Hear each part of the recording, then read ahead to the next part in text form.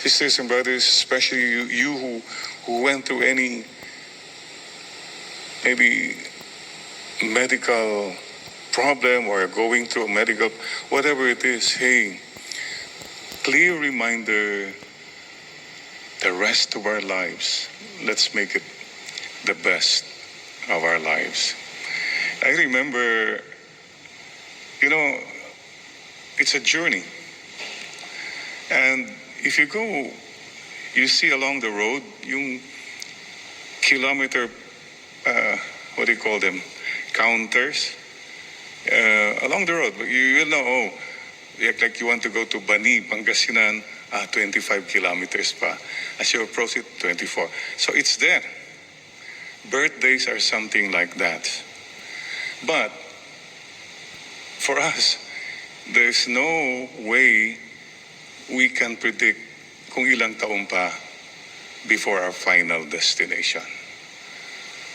We know how many kilometers we have traveled, but how many more kilometers up ahead, we don't know.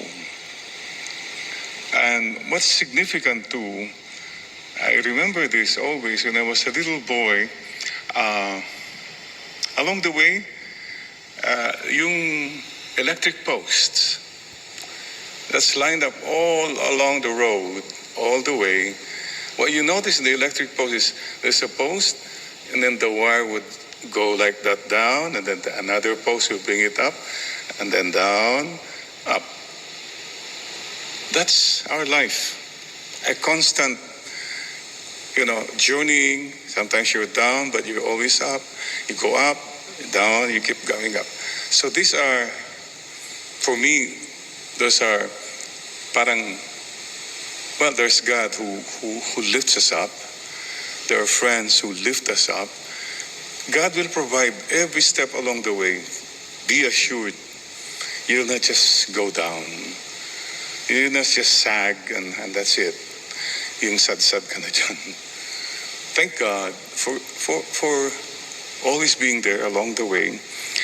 Thank for people who lift us up. Oh, there are people who bring us down as well, but there are more people really who just say, go on.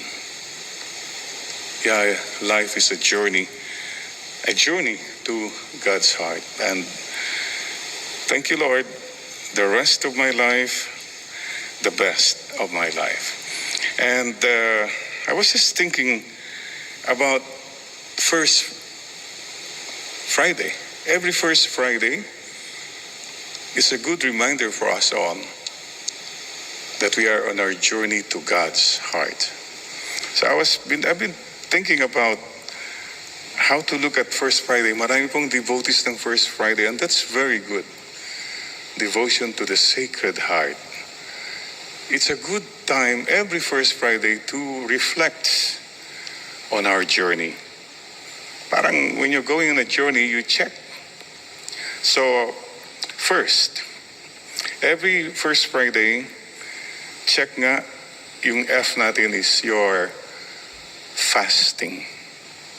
Every First Friday, you check the weight of your car. Baka overweight ka na. So, you have to fast. Ito, hindi ko na kailangan ito. O yung mga galit, no. Travel light, mga kapatid. If you want to journey to God's heart, you must travel light. Somebody said there's so much clutter in our minds and in our hearts. I wish you all a mind that is not so full of worries and cares, and a heart that is not so full of emotional baggage. Actually, you have a choice. Choose to travel light. It's interesting. Many of us, you look into your rooms. Daming clutter. Ang dami kang bagahe na hindi mo naman nagagamit. There's this preacher, Mr. Olson, was saying about trying to not to become hoarders. Fasting. So every first Friday you say, tignan mo, so much things I have to dispose. Travel light, mga kapatid. And there's even a story about somebody who had so much in his room that he cannot enter into the room anymore. In fact, hindi na siya makatulog sa kwarto niya kasi sa dami ng mga gamit na hindi mo na. So, this is our choice. Today, the Lord tells you again, come to me, all you are tired, heavily burdened. You have a choice. You carry all that burden, that's your decision, that's your choice. But if you let me carry them, that's also your decision. Sisters and brothers, today in this Mass, why don't you just, iwanan mo na dyan. Worries, your hurts, your endless po endless fasting. Travel light. Oh, may mga palagi nating ginagawa siguro. Every first Friday, hindi ako masyadong mag-text, mag-video dyan. I really fast from food, from drinks, whatever. Something like, I'll fast from negative thoughts. I'll fast from rumors. This is beautiful. Imagine every month, check your journey, fasting. In the word first is, it's a time for introspection. Introspection means really ask yourself, what's happening? Am I happy? Am I really happy? Am I peaceful? Time to go before the Lord's heart and say, Lord, this is my heart, that's your heart. You compare your heart with the Sacred Heart. What's your heart full of? Hatred? Pride? Selfishness? Negativities? Hopelessness? I have met people who are so sick and yet so joyful and full of hope. And you don't even hear them complain. Again, check that please. Introspection. At bawasan na po natin yung inspection. You're always inspecting other people. Sila mali, yan mali. Hello, why don't you start with yourself? And there, find God. Because you'll never find God as long as you're focused in what is wrong, what should be in everything and everyone. Let the Lord take care of them. You take care of yourself. You be at peace with your God. Introspection. R, reparation. Sacred Heart, reparation to the Sacred Heart. You know, as we travel, the introspection is the one that guides us where to go, okay? That's a GPS for you. Reparation is being aware of the dangers, aware of our weaknesses, and yet trusting God that all will be well.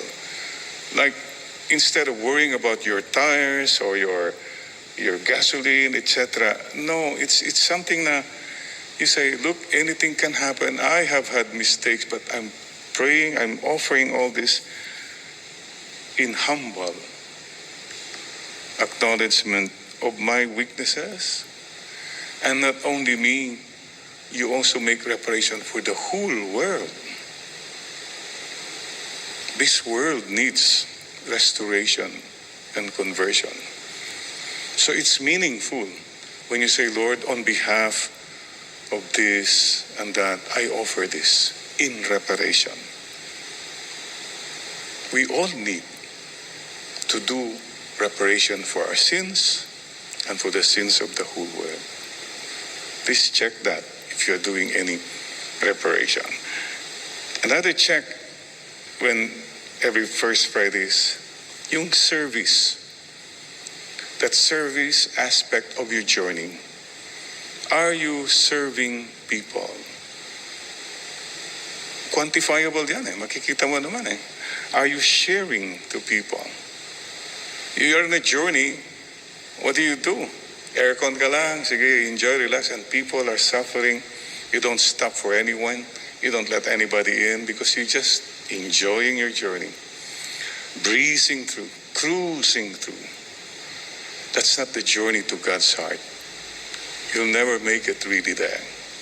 If you travel alone, in comfort, in style, no. Service. What are we doing to help people, especially during this time of the pandemic? Sure, we're praying. I hope you're praying for other people. And also, you share with other people. Many people around us are really suffering, going hungry, going desperate, spreading hope, whispering hope to people, whispering inspirations, something like that. That's the service aspect. And check on the first, safety first. T is thanksgiving. How is your thanksgiving? Is your life full of thanks? And is your life full of giving?